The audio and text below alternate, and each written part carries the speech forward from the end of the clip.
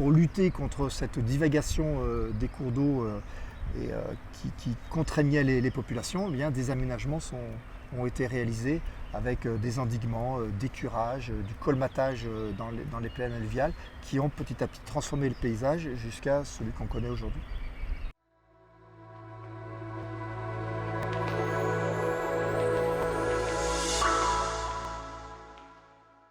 Bonjour, je suis Laurent Astrade, géographe,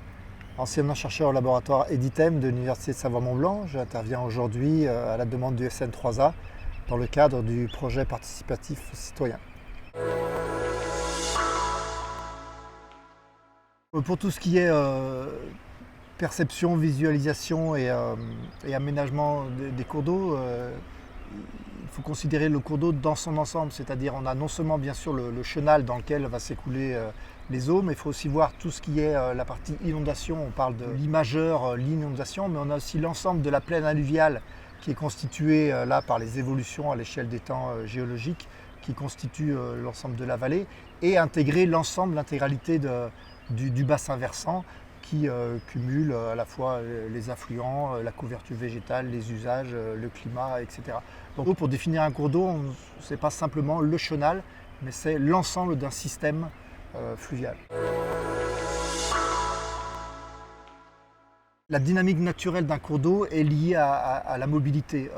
Alors on a des cours d'eau qui sont stables parce qu'ils ont une faible dynamique qu'on va retrouver dans des basses vallées, on parle de cours d'eau linéaires, mais sur nos territoires de montagne, on a plutôt des cours d'eau qui sont dynamiques parce qu'on a des débits qui sont variables, des débits qui sont importants, des vitesses qui sont variables aussi. On a aussi dans un cours d'eau de la charge sédimentaire qui est transportée et c'est le mixte entre débit liquide et débit solide qui va conditionner la dynamique et les formes fluviales. Et dans nos territoires de montagne, on va retrouver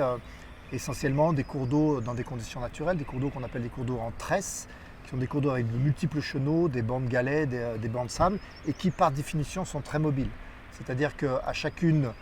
des crues, on va avoir une modification du tracé. Et donc ça fait partie du fonctionnement naturel de ces cours d'eau dans nos vallées de montagne, alors à l'échelle historique, avant les aménagements qui ont contraint cette dynamique. Donc si on veut avoir des milieux, une biodiversité liée à un ensemble de petits milieux, de petits écosystèmes, de petites mosaïques de milieux qu'on a dans ces paysages fluviaux, c'est basé sur la mobilité. Alors les cours d'eau ont une histoire, c'est ça qui est important à saisir, c'est que les paysages des cours d'eau dans nos vallées d'aujourd'hui sont hérités d'évolutions plus ou moins anciennes, liées aux facteurs climatiques, aux évolutions climatiques et progressivement et de plus en plus on se rapproche vers la situation actuelle sur des influences liées aux aménagements et des influences anthropiques. Donc historiquement, le climat connaît une succession de phases climatiques différentes, avec des périodes plus chaudes, plus stables, comme le petit optimum climatique du Moyen-Âge, où on avait des cours d'eau qui étaient très stables, relativement linéaires, peu mobiles, où dessus on avait des moulins, certains tronçons qui étaient navigables même dans nos vallées montagnardes, donc des cours d'eau peu dynamiques. Ensuite, on a une période de crise morpho-climatique, on appelle le petit âge de glace,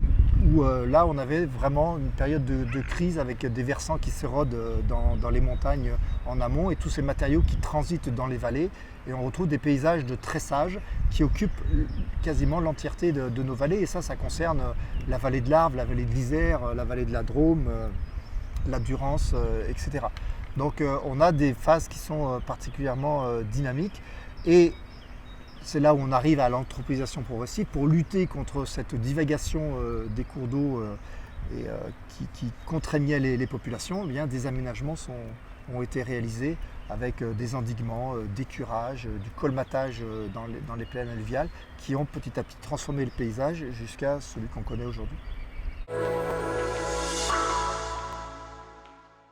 Pour la situation la plus récente, cette histoire des cours d'eau a amené aujourd'hui à une banalisation des cours d'eau, une linéarisation entre les digues et du coup à un enfoncement des cours d'eau dans leur plaine alluviale. Les cours d'eau doivent L'énergie qui est dissipée dans les cours d'eau ne peut être faite que verticalement, elle peut plus se déplacer dans la plaine à cause des digues. Et on a une incision des cours d'eau, alors des incisions qui ont marqué là aussi l'ensemble des cours d'eau des vallées intramontagnardes, notamment l'Arve, puisqu'on est là avec le SN3A qui a été l'objet d'initiation des contrats de rivière qui ont été faits en 1994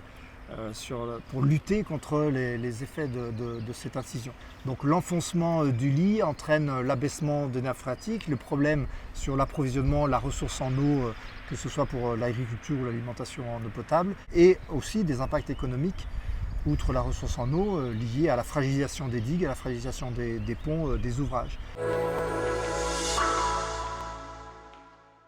La question de la proximité de l'homme et de la rivière, là aussi il y a eu des évolutions historiques. Quand je parlais de cette crise morphodynamique du petit âge de glace,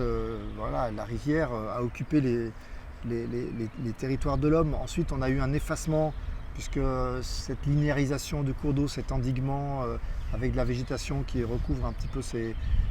cours d'eau, fait qu'on a un petit peu un effacement, un oubli du cours d'eau qui se réveille de temps en temps à l'occasion des crues. Et la problématique aujourd'hui, c'est d'essayer de redonner un espace de liberté à ces cours d'eau, de réaugmenter un petit peu l'emprise de ces cours d'eau. Donc on ramène un petit peu le cours d'eau à la connaissance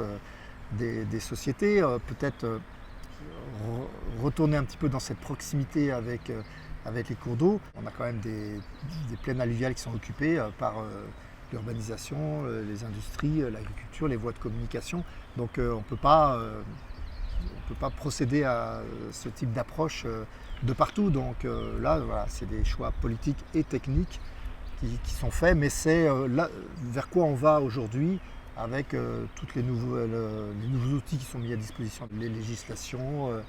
les lois sur l'eau, la GEMAPI, etc.,